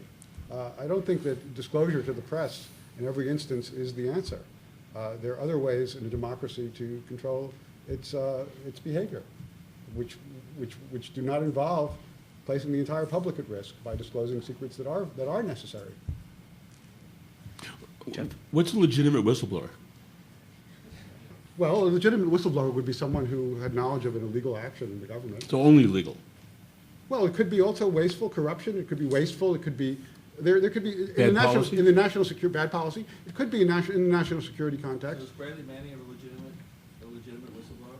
Well, I think he legitimate in what sense? Well, if he exposed an illegal act, and we argued that he exposed lots of illegal acts, but if he exposed an illegal act, is he therefore free of having done something? Well, I haven't seen anything that he exposed that was illegal, but if he had, I think that would be something that would be should be weighed in the balance, certainly. I think what he did was highly criminal, in fact, in my own view, and that he did endanger lives, perhaps not of Americans, but certainly of Afghan civilians, of dissidents in various countries who were talking to American diplomats in secret from dictatorships. This happened in Zimbabwe. So, let me ask you a question a different way. If it's proven in the Bradley Manning trial that he did expose something that the government did that was illegal, would you then call him a legitimate whistleblower? Maybe on that one point. But on the rest, what about the rest of it? That's the key. Is that if you disclose a particular fact that reveals an illegality, then you're a legitimate whistleblower and you could not be punished. But if you disclose 1 million facts and one of them happens to be an illegality, you can still be punished for the other 999,999. Right. Okay. Yes, in the middle there. Hi, my name is Stephanie Gibbs. I'm a law student here at New York Law, and I had a question about network providers and their curtailing access to the public of this information, which is sort of like the flip side of publication. It's the public's right to access that information, sort of like the opposite side of viewing freedom of speech. We have the right to receive that information as the general public. Because the public square is now online, and you require these private actors to provide this public square for us to have this sort of speech and access the information, either like the kind that WikiLeaks would be providing or any other kind of whistleblowers or leakers or however you want to characterize them, what sort of legitimacy to the argument do you view, or how strong do you see the argument being of sort of like a state action argument in preventing or limiting their ability to prevent people's access to that? For instance, not allowing people to access WikiLeaks.org, or preventing the public from accessing these other sorts of vital sites. That's my question. Well, Jeff answered this before. My own view is I don't see it as a public square. It seems to me that once you try to regulate that relationship with the public, you are regulating private action, and I don't think that's involves the First Amendment issues, which is just another way of saying I don't accept the premise of what you say, but I think it's an interesting point. I don't mean to hog the panel here.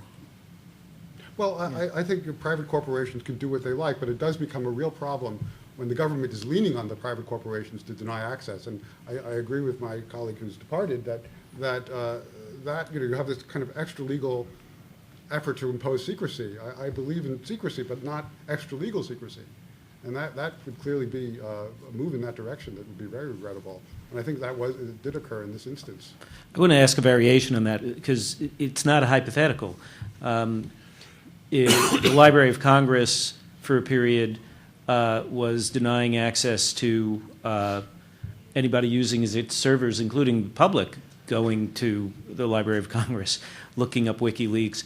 All government employees have been warned not to look at WikiLeaks or coverage of WikiLeaks. Could any of you want to take up this question of what is the government doing there, and does this trouble you?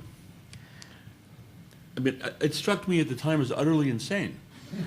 I couldn't for the life of me figure out what they were trying to do, since everybody else could look at it. Mm-hmm. So I don't. It was a total mystery to me. Were they trying to accomplish that? I think there's smart secrecy and stupid secrecy, and this was stupid secrecy.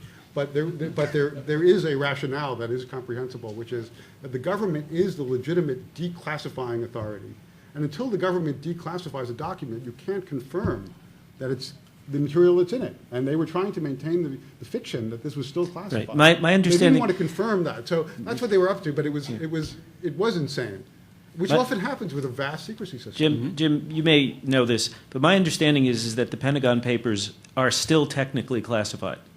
Correct. Okay. Yes. I apologize. I'm not as well versed as everyone in the room, I'm sure. But from my understanding, the SHIELD Act is basically the same thing as an Official Secrets Act. Everyone on the anti-WikiLeaks side seems, as soon as the word SHIELD Act comes up, to go, no, we don't want that. But at the same time, their basis of the entire argument almost seems that printing any classified information is in fact the clear and present danger. So I'm very confused about where the line is from a clear and present danger and where you would see classified information that's okay to print without, if my understanding of the SHIELD Act is correct. The fact that information is classified does not appreciably affect the power of the government to restrict its publication. It does affect its power to punish people in the government from releasing it. That's the real importance of classification. But once it gets out, the fact that it's classified is largely irrelevant. Even with the SHIELD Act? With some exceptions, though, Jeff, because we have we don't have an Official Secrets Act, but we have a number of statutes that actually prohibit the publication of classified information. Like we have a law that protects the identity of intelligence agents, of covert intelligence agents, or protects classified information pertaining to communications intelligence. We have all sorts of statutes that are unconstitutional. Well, but we don't. Those haven't been tested either. You don't need to test the statute to read the doctrine that exists in the law and say those statutes are unconstitutional. That's why they're never enforced. They're just sitting there. The Intelligence Identities Act, in fact, has been enforced, and the courts upheld it. Okay. We're running out of time, so I'm going to make sure we get other questions on the table that people want to ask. Go ahead. I'd like to look at Professor Stone's remark that, assessment, I should say, that the release of the Pentagon Papers actually did harm because it compromised the government's ability to make secret deals in the future. Well, how and who can make that evaluation if the deals that we're talking about are secret? I mean, the ultimate standard, if what we have is a democracy, which isn't really, it's really a representative republic, some kind of approximation of democracy. But the ultimate standard is whether the preponderance of the people get to look at it and to decide whether it's good or bad. So how do you decide that the ability to make these secret deals, the compromise in the ability to make these secret deals constitutes harm? That's a fair point. I mean, but it also proves too much. So, I mean, you're basically saying, how does anybody know what harm is as opposed to good? And at least at first blush, one would say that the government should have the ability to make secret deals if those deals further the interest of the United States. And it's probably true that if you and I make a secret deal and then it turns out that I can't keep the secret, the next time I want to make a secret deal with somebody else, they're going to be a little more suspicious about my ability to protect their confidences. So, but whether you're saying, well, how do you know those deals are good or bad? I can't answer that question. But I'm quite sure the government thinks that they're good. Well, it seems to me that could I just put my own stab at that? It's not just the executive branch making a secret deal with another branch. We have institutions elected by the American people who are reviewing these deals or should be reviewing these deals. If they're not, then the democracy is not functioning properly. But it is representative. The American people are given voice about these secret deals. But it does raise a larger question as to whether release of classified and secret information ever causes harm. I'm sure that it does sometimes, but I'll tell you, I've been thinking about this for 4 decades. I've read Gabe's book. Gabe has got a whole book on the release of classified information. I don't want to, how do I do it without being disrespectful? But when you read it carefully, you put it down and you ask yourself, gee, that's terrible, but where's the harm? I'll give you one great example. I'll give you one wonderful example. In 1931, Black Chamber author Herbert O. Yardley, a retired American cryptographer, wrote a book revealing the entire record of American code breaking from the 1920s through the 30s. Great sensation here, wonderfully entertaining book. In Japan, that book, which revealed that we had been breaking Japanese codes, that led to just an uproar and a vast confusion by the Japanese government in their efforts to maintain cryptographic security throughout the 30s. Our ability to read Japanese military communications through the 30s steadily diminished. We were in a race with them, and by the time Pearl Harbor came, we were not reading their cables with the speed with which we needed to read them. And information revealing that Pearl Harbor was the site of the Japanese attack was lost. Those cables were not decrypted in time. Here was a leak that actually led to harm. It took 10 years. Okay. One? Okay. I'm going to ask, we have three more people, and try to keep your questions short so that we don't extend the evening past 8 o'clock, which is our theoretical plan. Though obviously, if people want to stay and talk, we can do that. Go ahead, sir. How you doing? John Collins. I'm a second-year student here. My question is more practical in nature. I mean, you've raised a lot of interesting issues that I'm sure will be resolved in the future. But I mean, in the meantime, the reality remains, I can go down to Career Services, and they'll tell me that anything I ever put on my Facebook wall or email I ever sent might prevent me from getting a job. And I look at a guy like Brad Manning, and I see that if I try to hold my government to the same standard they hold me, I can end up locked in a box. And then I'm supposed to study this dusty old document on the wall that says I have the freedom of speech. And I mean, until all these issues are resolved, what choice am I left with but to throw up my hands and declare that we've all been at war with Oceania? We've always been at war with Oceania. I'm sorry. Anyone? Very practical question. I would hope somebody here can offer some advice. I'm not sure I understand it either. I'm not sure I understand the question, sir. What do regular people like me are supposed to do in the meantime while these issues are all resolved? It seems like the only safe thing to do is abstain from speech. We'll stay off Facebook. Yeah, that's a good idea. Facebook is not free. No, it is free speech, but the reality is, speech has consequences. And Right. So I'm going to answer the question because I feel like you're getting the old way of doing things answer.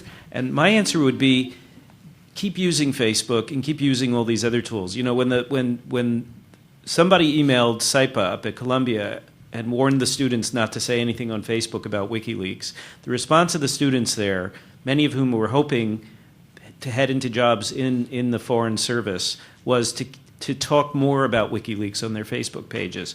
So the answer, I think, is to go with what Mr. Goodale said before, which is this is the new reality. And if enough people do it, right? File sharing is technically against the law, but the government, no one is going to prosecute 150 million kids and who are now becoming adults for whom it is a norm, right? Because it just doesn't make sense to say you can't share your music with each other. I'm not sure what it is you want to post on Facebook that you're worried about posting, but there are so many different kinds of restrictions on what we can say that are legitimate. You can't libel someone. You can't publish certain kinds of pornography in certain jurisdictions. Yeah, so how do we know beforehand? You're a law student. I hope you'll consult a First Well, Amendment this textbook. is beyond the reach of this session. It actually is part of what we try to do at PDF, is explore the impact of the internet also on civil society. And there's no question that these norms are rapidly, they're clearly in flux. And how we figure out how to defend speech, including unpopular speech, and not drive people into the dark or into the corners or for saying things that the majority don't like, it's a serious concern. And frankly, I worry more about peers intimidating unpopular speakers because they say something that's not PC, for example. That happens all the time now. That girl who dropped out of UCLA, what she said was offensive, but should she have to drop out of school? Should she have to deal with people sending her death threats for having done something that was just in poor taste and stupid? Right? Punishment doesn't seem to fit the crime there either. Go ahead, Trevor. You helped put this together. So yes, I have a question about OpenLeaks, which is an organization started by former members of WikiLeaks. They claim that they're not going to be prosecuted because they're going to try to be less politically polarizing than Julian Assange, not make political statements. But they've also said that they're not going to publish the documents. They're going to act as an intermediary between the person who originally had the documents of the government and major media organizations. By not publishing, does that make them more likely to be prosecuted? Well, they're not going to be likely to be prosecuted. First of all, we have to invoke the wisdom of Mr. Strone, who said that Assange is not going to be prosecuted. So therefore, applying that rule, the middle person won't be prosecuted either. But in terms of legal distinction. If you think there can be prosecution, I don't know why that's going to help that much. Yeah, if you pass it on, you pass it on. It It's doesn't- just, dissemination is one of the crimes here. Right. Right. So publication doesn't necessarily matter. Right. If you find it on a bus and you give it to somebody and it's classified and all the rest of it, you're just as liable as you would be if you publish it. So all of us sharing it on Facebook are That's right. Okay, last question, I think. Terry Jones. You, Hi. sir. I wanted to go back to the point about how transparency and how communication between regular people and so on has a tendency to undermine power, and how power tries to protect itself by clamping down on that or keeping that under control in some way. I spend a lot of time thinking about that process, and I think it's very interesting. And my question is, there's clearly a change in what's going on these days in terms of speed and scale, but has the nature of that process actually, is it different today than it was 10 or 20 or 30 or 100 or 200 years ago, or is it just the same thing that's happening? And if you think it's the same thing, if the nature of what's happening is the same, then do we need new laws? Is there a need to change anything? Or is it just scale and speed which is changing? Well, my own view, I guess, which I implicitly expressed previously, I mean, I just think there is a huge change with respect to one's view of one's personal privacy and other person's privacy. I think there's a different view of social relationships that's instigated by the net. I mean, I can't myself imagine 50 years ago having saying all the things on Facebook that I read others saying. So I think there's a change. Should there be changes in laws? That's a tough question. I think the answer from a First Amendment point is no. But I do think we've seen one example where laws are changing, or at least changing the context of what I've just said, and those are the laws with respect to bullying. Final comments? Jeff? Gabe? Any last thoughts on this question of change in degree? Do you think bullying is different now? Yes. I mean, I really think I think that the ability to bully through print. As opposed to a fist in the head. Yeah, I think it's different, and I think it's unprecedented too.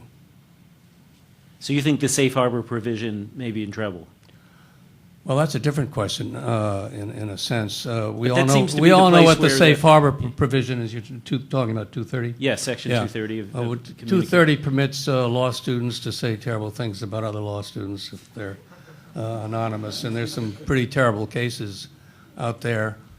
I think if the 230 is pulled, you pull a plug on the net in some respects. Right, and that's going to happen.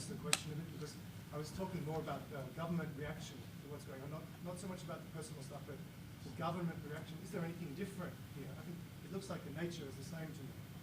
Well, the change, I think, is not in the government reaction so much as it is, as you said, in the speed and scale and scope of the capacity to make information widely available to huge audiences. And that's different. And not having intermediaries the way one usually did in the past, who would be hopefully responsible, makes it more difficult. So those are real changes. But I think the solution to those real changes is not to try to change that reality, because it's not possible. I think it's really for the government to simply refocus its attention on the most important secrets and then keep them secret, which I think it can do. Well, we will see, won't we, whether it can or it can't, and we're also going to see whether this phenomenon does spread the way I think we talked about today, and a lot of us think it will. But thank you. I just want to say this is the fourth time we've done a conversation around WikiLeaks, going back now to December. Each time I'm struck by how intense and how many different directions all sorts of things are raised by this case. It's so fascinating to a lot of us. We are obviously living in really interesting times.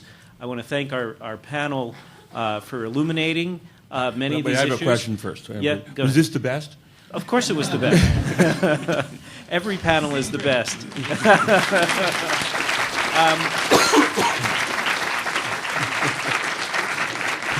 I think we can hang around for a little bit. I brought a few copies of my book if you're interested. I'll be out at the table there. And thanks again to New York Law School. Trevor, really appreciate your help. And this program will be archived on personaldemocracy.com on the pdfleaks subtag. If you want to send it around for other people to watch, the video will be up there. And I hope to see all of you again soon. Thanks for coming.